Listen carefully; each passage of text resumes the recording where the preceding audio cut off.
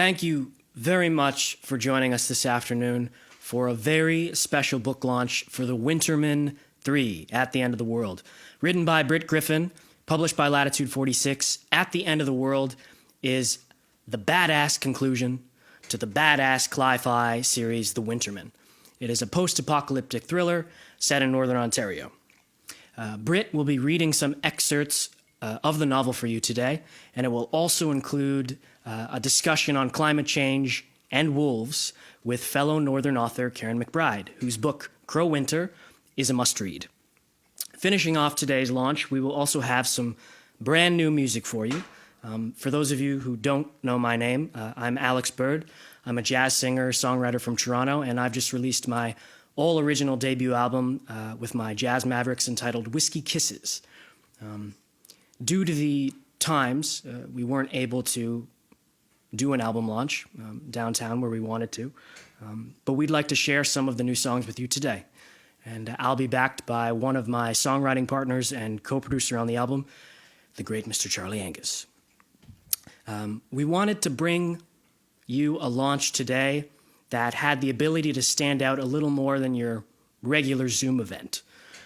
So to achieve that, What Do You See is all pre-recorded. But in the chat below, we will be live responding to you in the comments, any questions you have after the event. So yeah, sit back, relax. We hope you enjoy. Thank you, Britt. Thank you, Heather Campbell at Latitude 46. Thank you, Charlie. Thank you to our creative director, Lola. Yay. And thank you to all of you joining us at home today. Without further ado.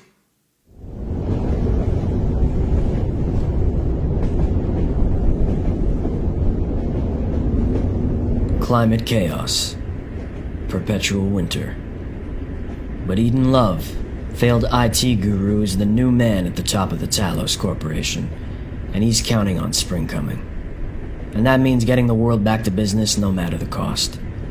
But in the deep dark forests of the wilderness, Love's actions are going to launch a battle as old as greed itself, right smack dab in the middle of the Wintermen's territory. At the End of the World asks, if humans had a second chance, would they do the right thing this time? Come and witness the birth of the domain.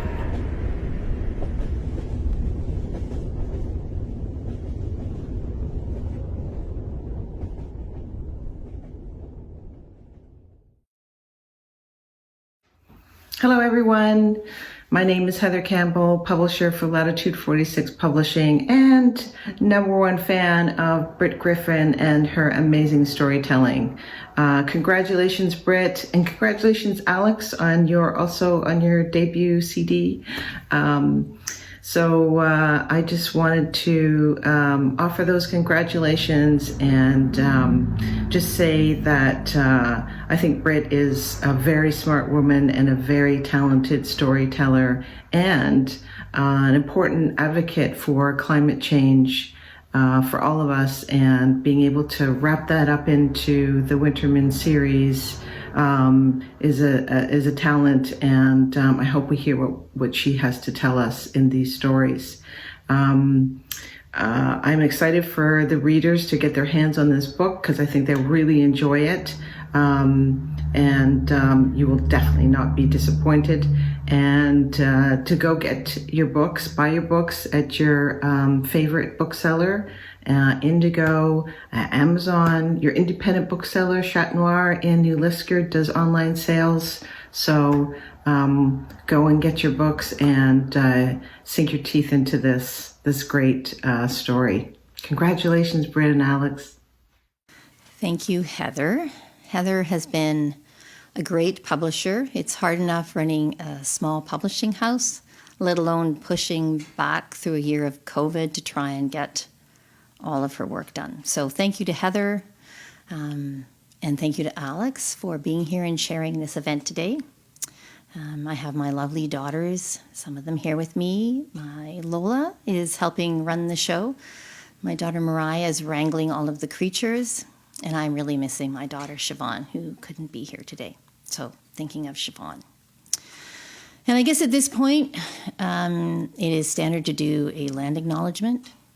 And so I want to say that this living room, this house, this yard, the old battered mill in my backyard are on the traditional territory of Timiskaming First Nation. And the Algonquins of Timiskaming First Nation have literally lived here for thousands of years. And then, around the beginning of the 20th century, the white settlers came and they wanted logs and they wanted minerals and they wanted hydro. And the Timiskaming First Nation was dispossessed of their territory. And so sometimes through swindle or through stealing or through cunning or through violence, people just took what other people had had and enjoyed and wandered these forests and these waterways and just took it and made profit from it. So when we do land acknowledgements, we act as if it fixes what happened before because we're acknowledging Timiskaming First Nation's presence here. Well, they are still here, but they're still not sharing the wealth from these forests and waterways. So I think it would be amiss not to remind ourselves that acknowledgements without reparations are sort of meaningless. And I think all of us, creatures, settlers, and the First Nation will all benefit when things are shared better. So, my book is about the land, and it's about climate change and the impact on the land. And I will start by reading just the introductory scene. It came to me sort of full-blown, almost as a Western tableau. So it sort of defined and carried the book forward. So I'll read from my opening chapter.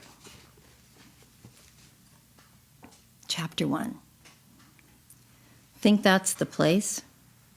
Jeff brought up a pair of binoculars, said, hard to tell from the descriptions we've been getting. All the way down, every source saying something different. I don't know, they haven't been too helpful. Susan nodded, but thought otherwise. They'd been hearing small shack by a fast-moving creek, cliffs on 3 sides, row of big conifers blocking the trail in, no way to get in without being seen. It sounded about right. She would have been very careful, needing a place where she could lie low, stage a decent defense if need be. And the place Susan was looking at right now fit that description. Susan and Jeff had been riding hard all morning. Now, as their horses were struggling to get through the deep snow, they felt like they were getting close. In the early morning, their horses' breath had hung in the air, saddles creaking in the cold as they mounted up. But now it was warming, the snow sticky, slowing their progress. They were trying to stay close to forest cover, not wanting to leave themselves out in the open. Feels like we're so far from home, Susan said, so far from Johnny. We'll find him, Jeff said, don't worry. I know. Jeff glanced over. Talos, as big and bad as they are, no match for us. Susan smiled, said, let's keep telling ourselves that. It had been years since the mega corporation Talos had taken over governing, and when they'd blown through the north, they meant business. They wanted everyone out. It was too expensive, no good for their bottom line. So they rounded folks up, closed towns and highways, shipped everyone down to the sprawling mega city near the Great Lakes. Contained populations, according to Talos, decreased risk, made for a more rational use of resources. But Johnny Slot decided to stay put, hunkered down in an old hotel in the abandoned silver mining town of Cobalt. Talos had tried to budge him, throwing everything from starvation to outright assassination at him, but he was still there, along with a group of people who also wanted to stay in the place that they were from and that they loved. Talos branded them terrorists, called them the Wintermen. The name stuck and the community stayed. Most of them wouldn't be there at all if it hadn't been for Johnny. He'd been the heart of it all. So when Talos took Johnny, the community knew they were going to have to get him back and that it wasn't going to be easy. So they were going to need to find some help, serious help. Jeff said they needed to find some help of the badassery kind. So here they were. I hope this works, Susan said, thinking it was probably a miracle they'd gotten as far as they had. We've been lucky, but from the looks of it, we're almost there. I'm so ready to be over this, Jeff said. Seriously, can't take another day of this weather. Like, I get the whole perpetual winter thing, but really, does it have to snow every day? Well, I think the air was different on the way down, Susan said. Fresher, don't you think? Official group optimist. Well, if we're not optimists, what are we doing here? She sat for a minute, staring down at the cabin, tipped her face upwards into the sun and said, "Sun feels strange." Everything feels strange, like surreal. Can you believe it? I'm like a cowboy now, some wide herb guy riding into a gunfight. I mean, I can hardly believe this, and like I'm in the story. Know what I mean? Susan just nodded, looked back to the cabin. Jeff kept going. Like it's pretend or a dream. Yeah, more like a dream. Like I'm going to wake up back at the old Fraser Hotel instead of riding down to some outlaw camp. I'm tripping out on some major Clint Eastwood here. Big time. Susan thought about that. The Fraser Hotel with its candlelight and big kitchen and roaring wood stove. Johnny had said that when he'd thought about where to hunker down for the end times, the hotel seemed like a perfect fit. Big, old, and built back in the day to stand its ground against any fire. Didn't take long for it to fill up with folks either. Christ, she missed it. And missed, too, the way things used to be before the winter. She and Jeff had been playing What Do You Miss Most all the way down to the border, starting with the small things, a cold beer on a summer day, a long hot bath. Jeff said then what he was really missing was a long hot bath with Jordan, then said, "Hey, sorry, at least I know Jordan's at home waiting for me. I know you must be worried about Johnny." Susan said, yeah, she was worried, left it at that. She missed a lot of things, but she was also a different person than she used to be. She could live without most of the things she used to miss. She could even live without Johnny, but she sure didn't want to.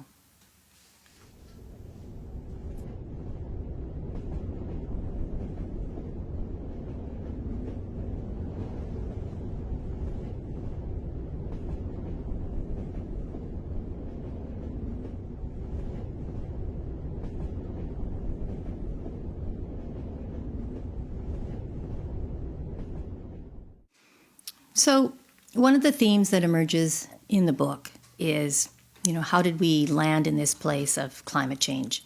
And part of the stuff I was trying to explore has to do with our relationship, which is quite fraught with nature, of whether we see ourselves as part of nature and caring for it and part of that intricate and beautiful web, or whether we see ourselves outside of it and extractive in nature.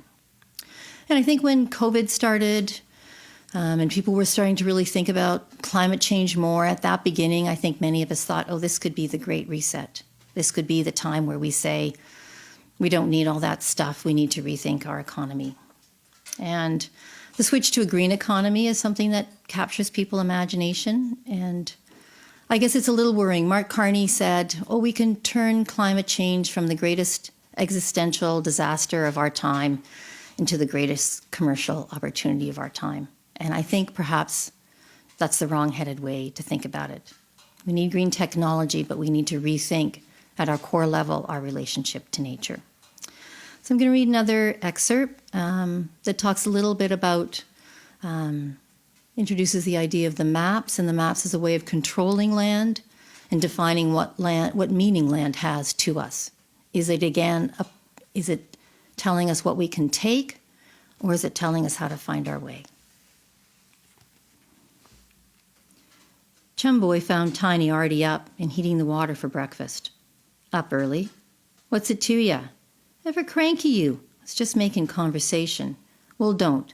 Can't you see I'm working? Chumboy pulled out a chair from the big wooden table. Wanted to have a few words with Tiny before the place was humming with folks. Chumboy said, Kitchen nice and quiet in the morning. Why are you yakking away then? Just thinking, you've made it a nice place. Homey, Tiny pointed behind Chumboy to where the pale green paint was peeling along the metal railing, the industrial-strength kitchen having seen better days. Yeah, it's right out of House Fucking Beautiful magazine, isn't it? Smiling, Chumboy said, So how's our pantry holding up? In the shitter. How are you holding up? Chumboy was just making his way towards what he really wanted to talk about, although he was worried about Tiny. Tiny was a solid guy, always had on his white apron and his backwards ball cap. Today it was a green and white ball cap. I'm fucking A1, Chum, Tiny said. Now you know I don't believe that. Of course you don't fucking believe it. Tiny was suddenly animated, mad. You'd have to be blind and a moronic motherfucker to think I'm A1 when I got half the fucking population trailing in here every day looking for Gordon fucking Ramsay.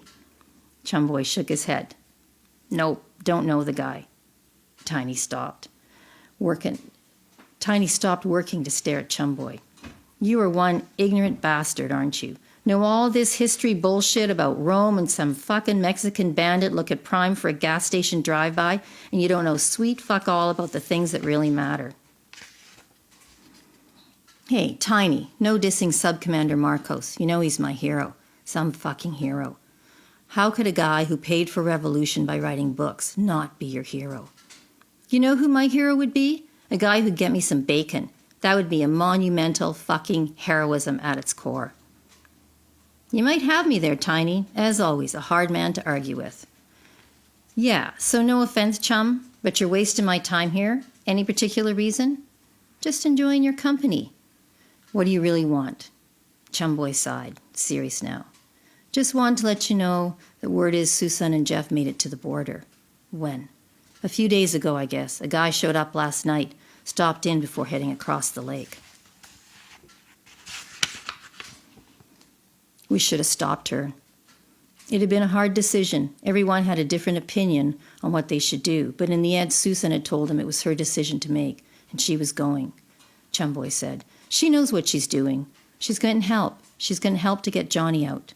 You hear yourself? She's going down there to get Mitch Black, not Laura fucking Secord. Christ almighty. Be honest, Black's a better choice than Laura Secord. Better choice for what? Violence and mayhem? I've about had my fill of that bullshit, chum. I'm looking for some peace and quiet.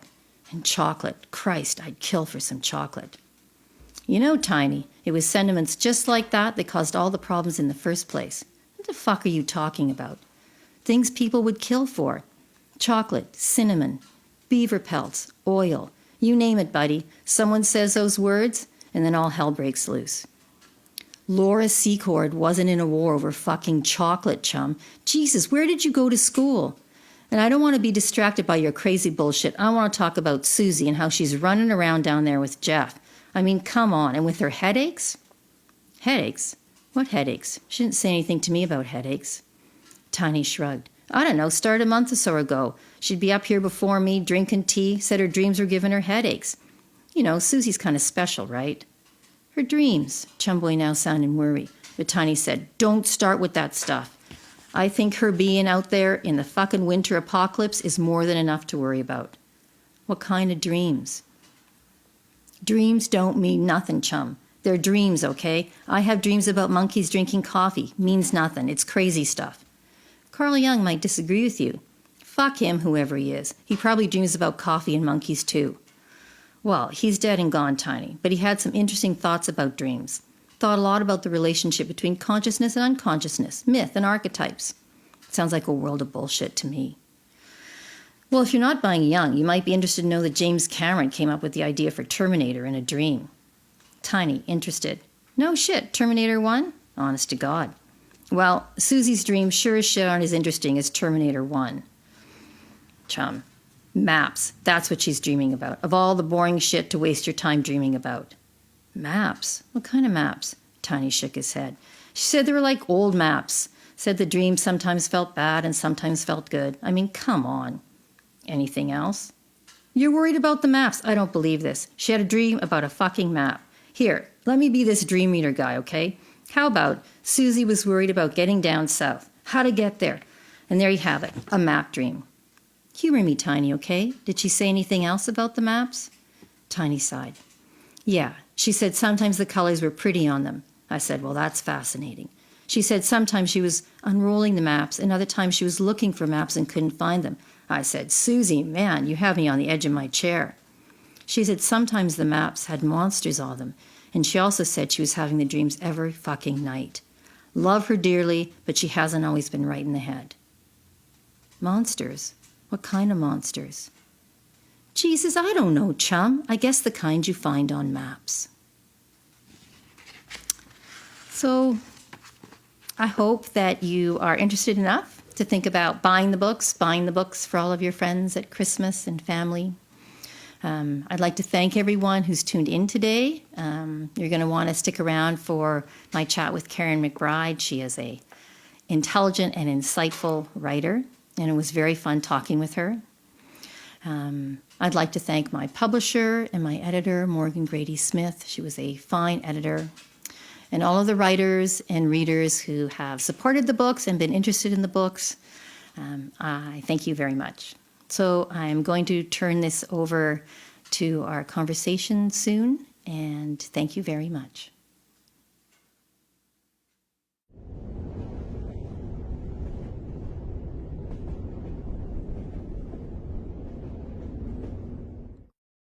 Hello, I'm so excited to be talking to you today, Britt. This is wonderful to be joining you in your home, in my home, joining together. But I'm so thrilled to get to talk about your exciting conclusion to your Wintermen trilogy. Thank you. Well, it's nice to be chatting to you too, and I like that we both must have some sort of interest in winter. Yeah, I guess it did sneak into the title of both of our books, so I guess there's some connection there. I think winter is vastly underrated. Mm-hmm. Mm-hmm. Is it is your favorite season? It is my favorite season, and when I went to, sort of start my first novel, I was thinking, people don't write enough about winter, and there's a real beauty to winter, especially in the north. I mean, you would know that big, beautiful Lake Temiskaming with the white and the ice huts, and then each of our shores, I guess. It's a very beautiful time of year here. So I was very excited to work with that landscape. Mm-hmm.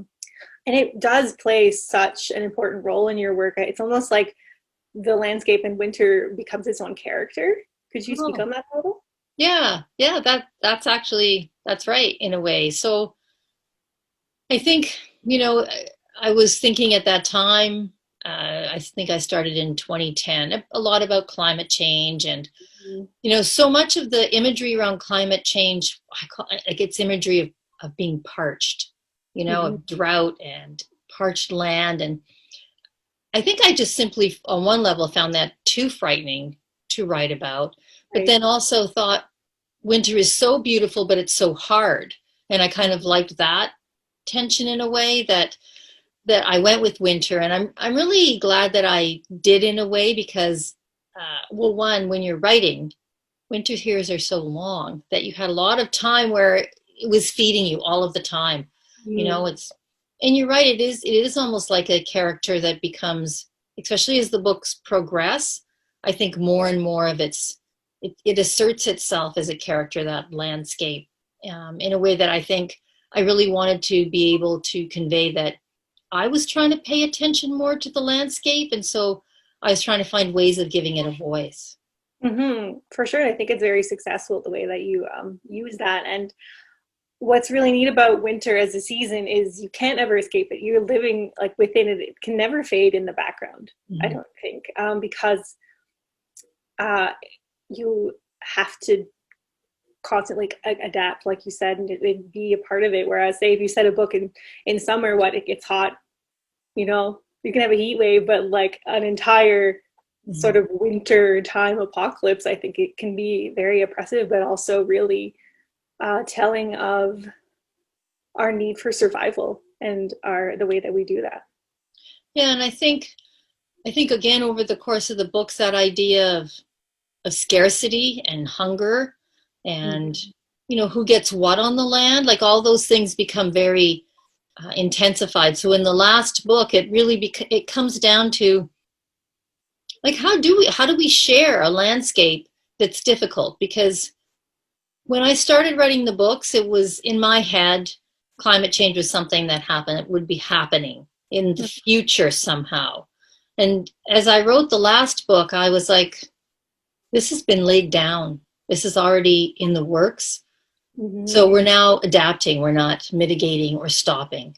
So then in this landscape, how do we all behave properly? And I think we really need to look to nature in a way for some lessons on that, because Western society doesn't have the skill set. It's very true.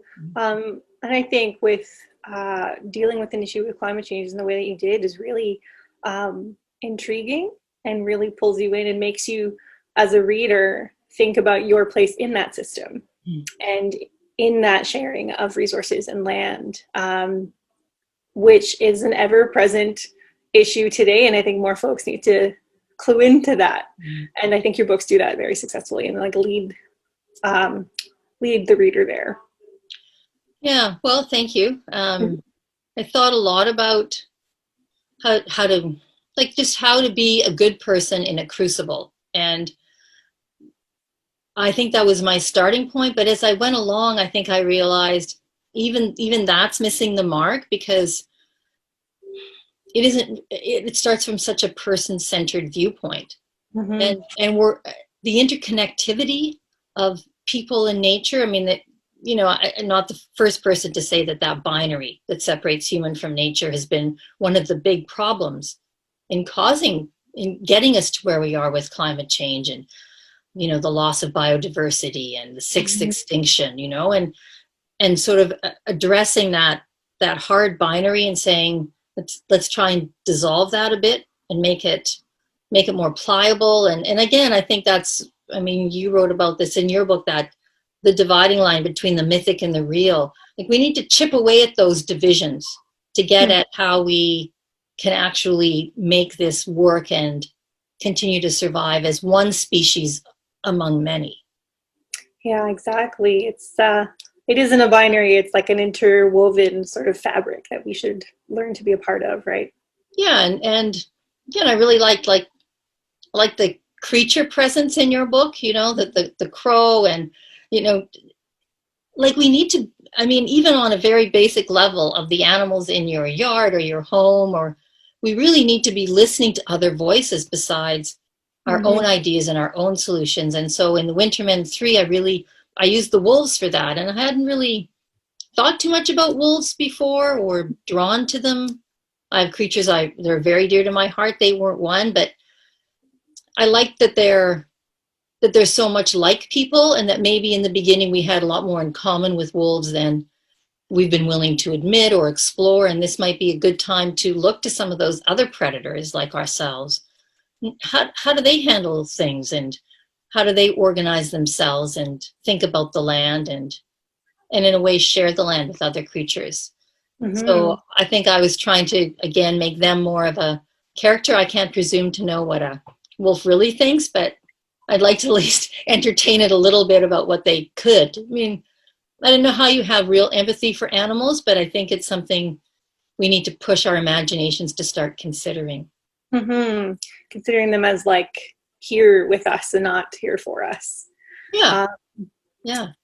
It's really neat that you talk about wolves, because there's also dogs that play a really big role in this book. How did you manage writing both of those related characters, but related animals? How did that feel, giving one, say, well, I don't want to spoil anything too. That's the other thing, is that people who are going to watch this and are going to be like, I've been writing it, stop. But how did it feel writing dogs versus wolves for you? Well, it's interesting, you know, because one of the things that really set me on the path of thinking about them was this book I read on the coevolution of humans and how dogs became domesticated. So how did dogs get that status of our best friends? And the writer was really talking about that it was probably wolves, and that over time certain traits would have been favored, certain kinds of personalities of wolves would have been favored, and probably had a very close relationship with humans. But then over a vast amount of time, humans began to select and breed for the traits that they wanted.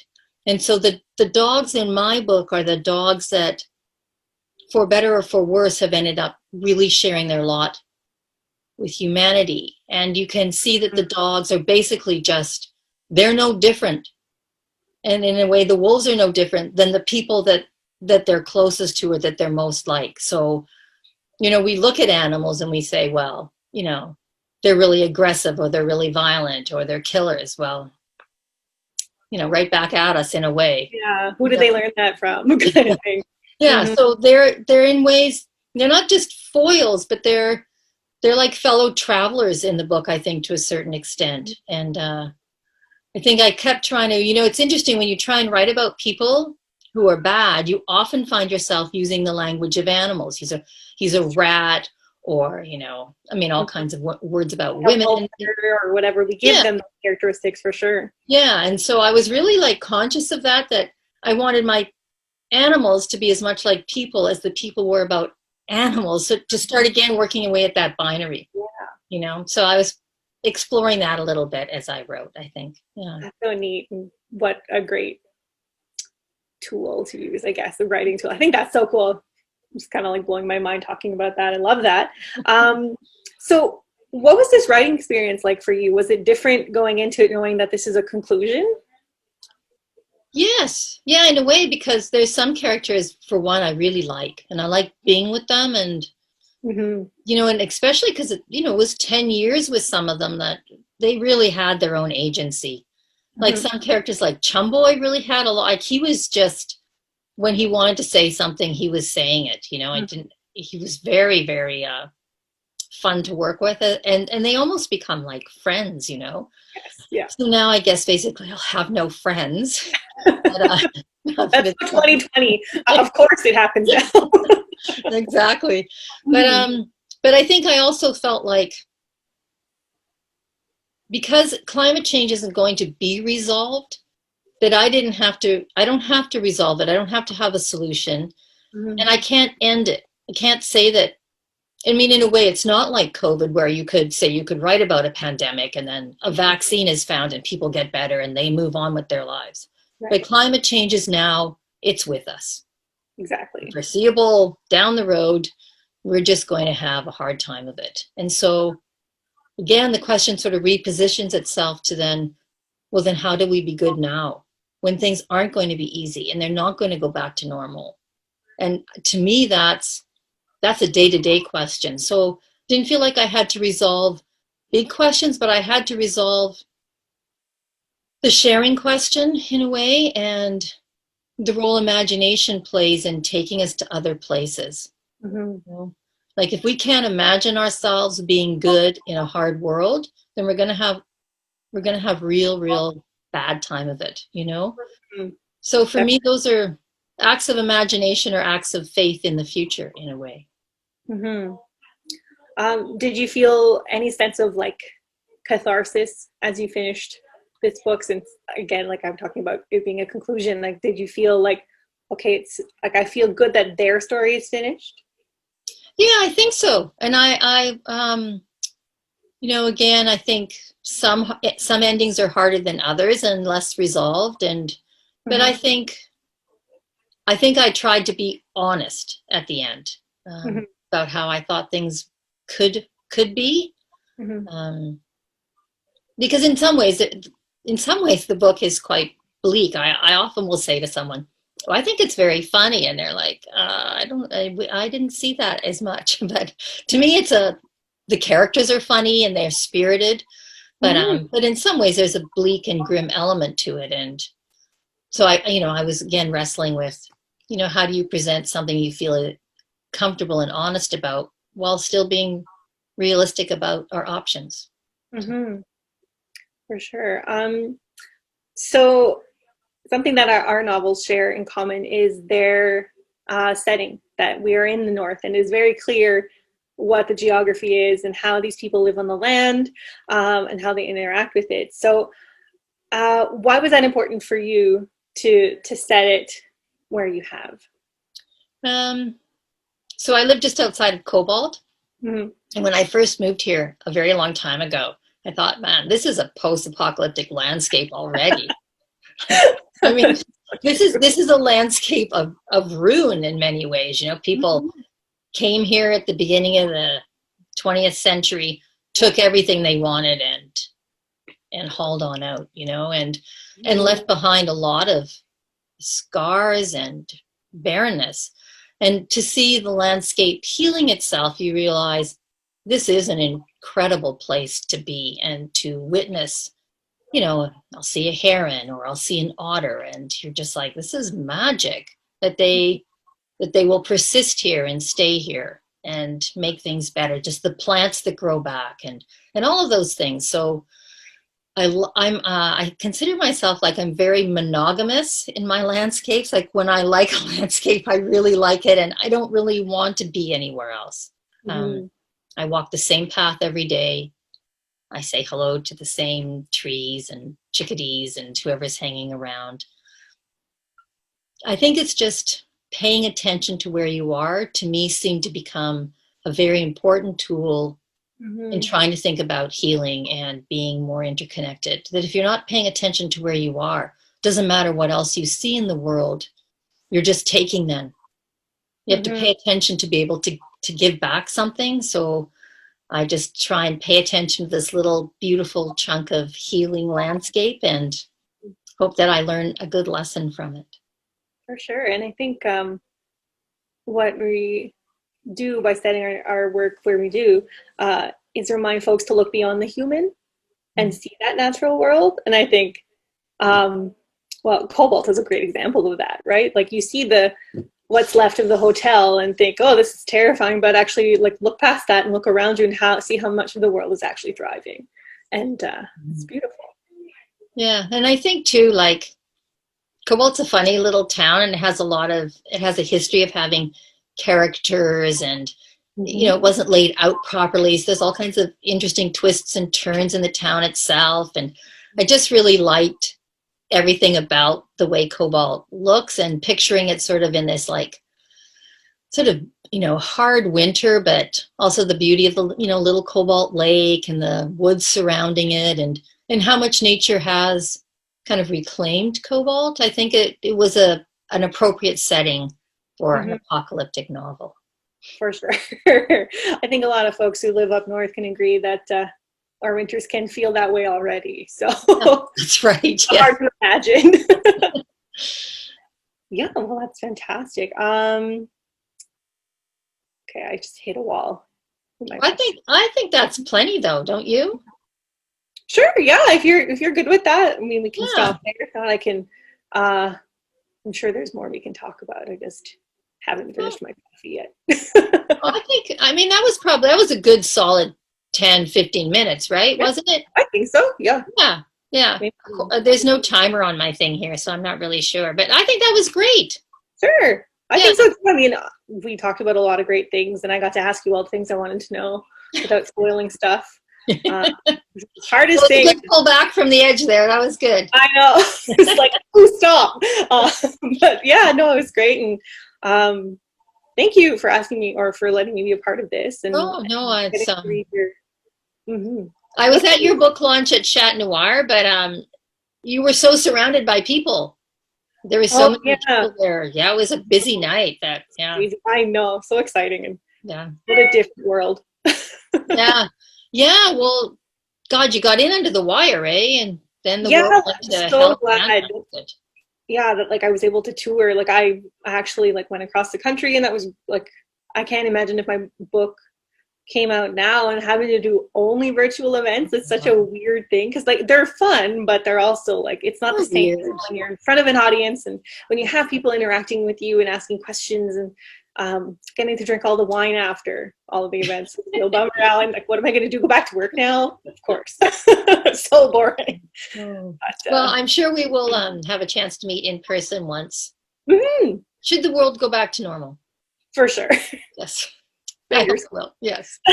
And thank you very much. You're very generous with your time. Thank you.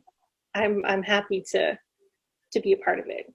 Okay. Well, thank you, and I will see you. Yeah, I know. See you soon. Hopefully, I'll try to tune in when everything's live. Yes. Okay. Take care. Bye. All right.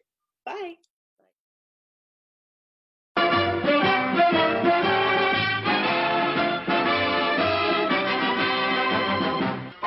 Yum, yum. It's time for a tasty and refreshing snack.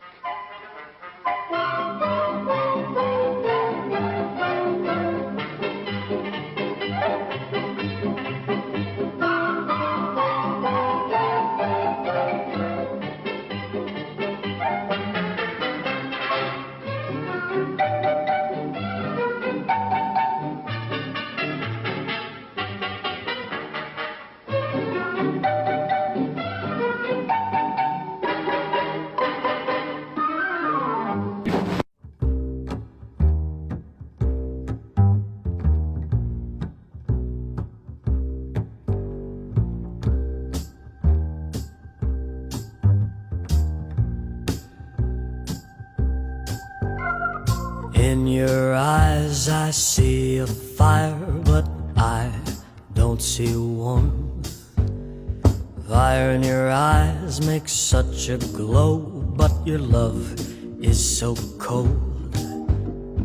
Down the long dark corridors, the ticking of a clock. You keep all the hearts that you collect right in a chocolate box. In your eyes I see a fire, I don't see one. Well, you are the queen of all you see. All right, let's keep this virtual party going. Whiskey Kisses, out now.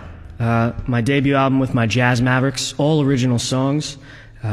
We've had a really, really amazing response so far. The album's been played in Canada, US, Mexico, Spain. Wonderful reviews coming in from all over the globe too, so we're very excited. And if you write an album called Whiskey Kisses, you might as well have some whiskey. Cheers. Cheers. Clink. So we're going to do a few songs from the album today. Yeah, we hope you enjoy what we have to share with you. And look out there, out our window. I don't know about your window, but our window, we've got the colors Of October. of October. And that just happens to be the name of this song, written in this very house. Thank you for tuning in today.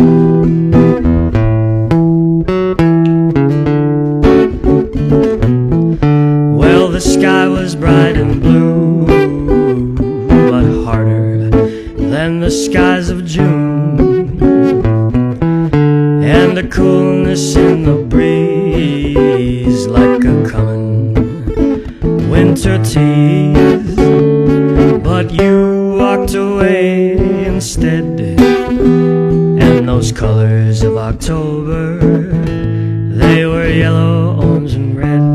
Nice, man. Well, that church in Montreal rang out the stroke of 12.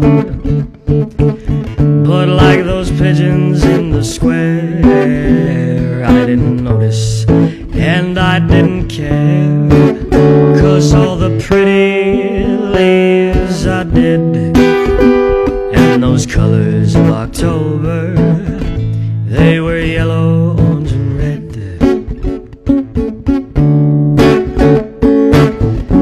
And my friends, they like to tell me it gets easier with time, but that calendar, it never ever changes.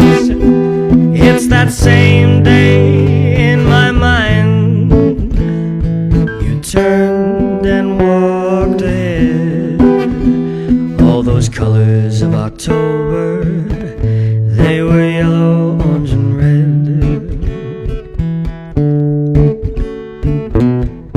Well, that brightness in the sky brought out the deep blue in your eyes. But a summer love, they say, can't keep those winter blues away, 'cause all the pretty leaves, they are dead, and those colors of October, they were yellow, orange, and red.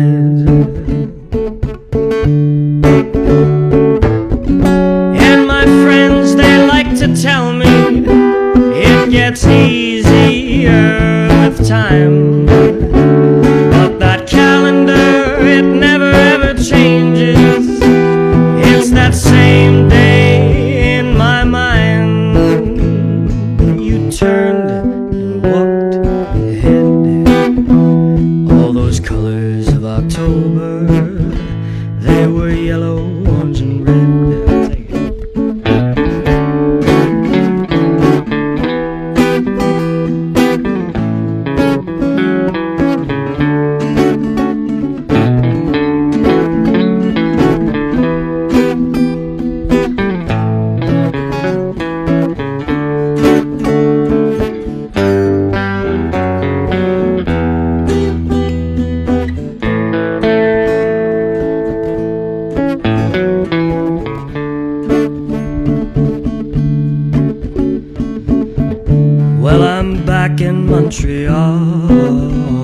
just that same day in the fall.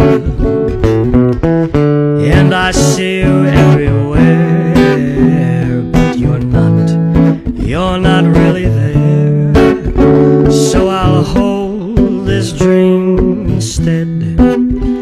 All the colors of October, all yellow, orange, and red.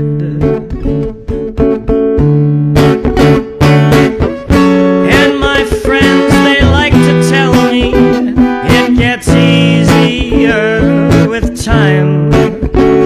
But that calendar, it never ever changes, 'cause it's the same day in my mind. You turned and walked ahead. All those colors of October, they were yellow, orange, and red. As you turned and walked ahead, all those colors of October, they were yellow, orange, and red. They were yellow, orange, and red. They were yellow, orange, and red. Oh.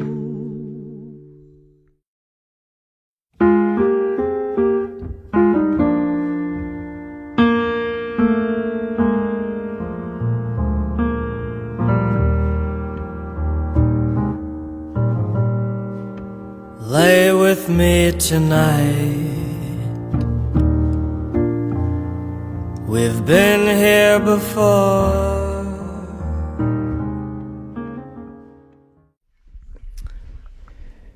We'd like to do a song for you right now that I wrote with Mr. Ewan Farncombe, who is one of my members in my Jazz Mavericks. He is also one of my songwriting partners, my musical brother, so to say.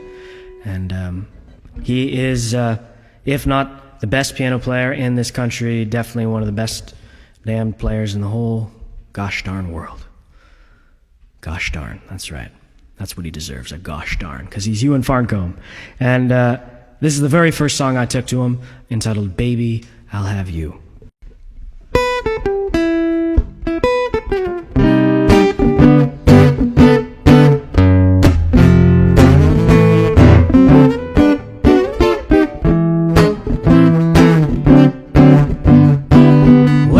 Rockets to Mars, a view of the stars, or a boat from sea to sea. Maybe I won't have that crazy dream, but baby, I'll have you. With a trip to Siam, mountainside tram, floating by every tree. Maybe I won't have that crazy dream, but baby, I'll have you. Well, my head's in the sky. Oh, how I daydream alive with you. So ahead I will fly with you close by. We'll make 'em all come true. With that house by the bay, laughter and play, a world for you and me. Baby, I won't have that crazy dream, but baby, I'll have you.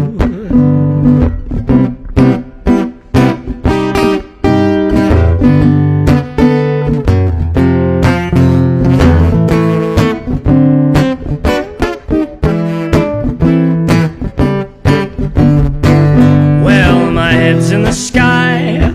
Oh, how I daydream alive with you. So ahead I will fly with you close by. We'll make 'em all come true. With that house by the bay, laughter and play, a world for you and me. Baby, I won't have that crazy dream, but baby, I'll have you. Oh, baby, you'll have me. Nice. We'd like to do one more song for you. A song that was written in this house. Off. Whiskey Kisses. It is the title track with my Jazz Mavericks, written with Mr. Charlie Angus. This is a song that I wrote for my darling Lola, but I think it's a song that is also for lovers of all kinds all over the world, especially now.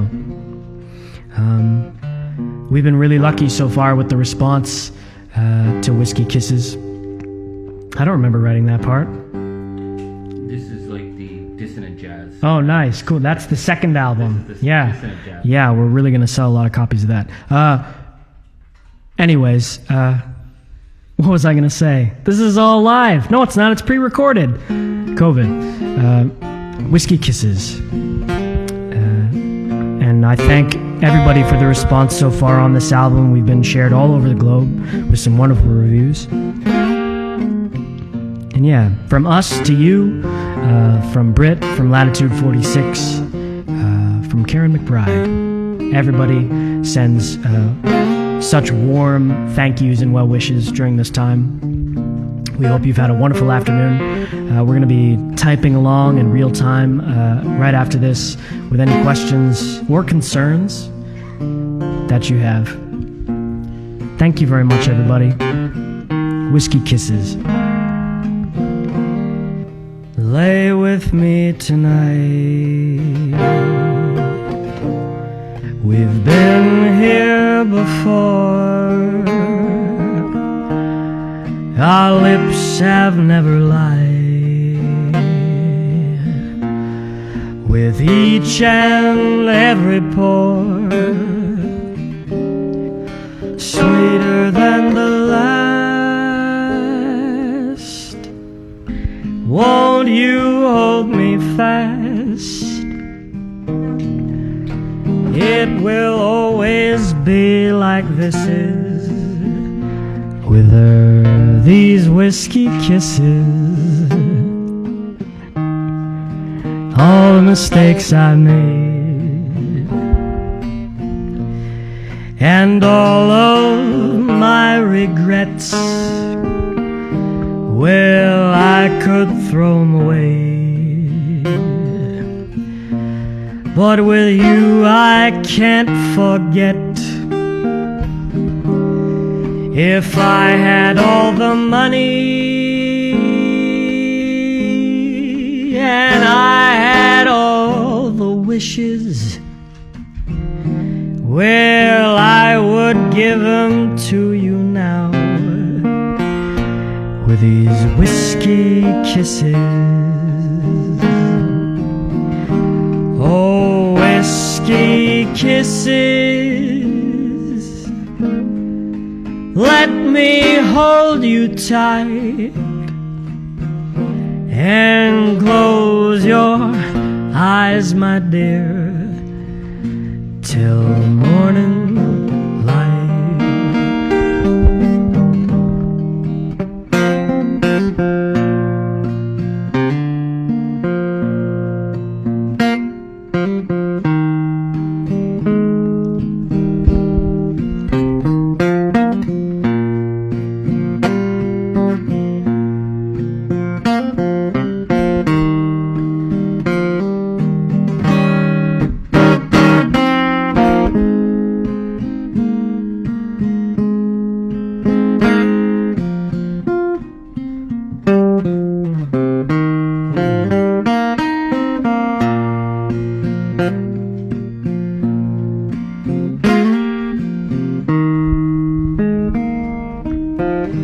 If we only had tonight and tomorrow never came, oh, I wouldn't change a single thing, 'cause I'd love you just the same, sweeter than the last. Won't you hold me fast? Oh, it will always be like this is with your whiskey kisses. Whiskey kisses. Let me hold you tight and close your eyes, my dear, till morning light. Oh, whiskey kisses, just let me hold you tight and close your eyes, my dear, till morning light. One more time. Oh, whiskey kisses,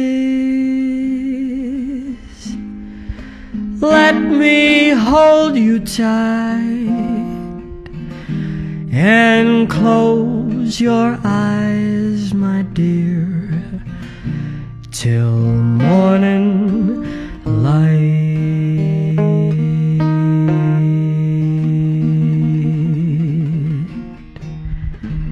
Thank you very much, everybody. Have a good rest of your day. Take care.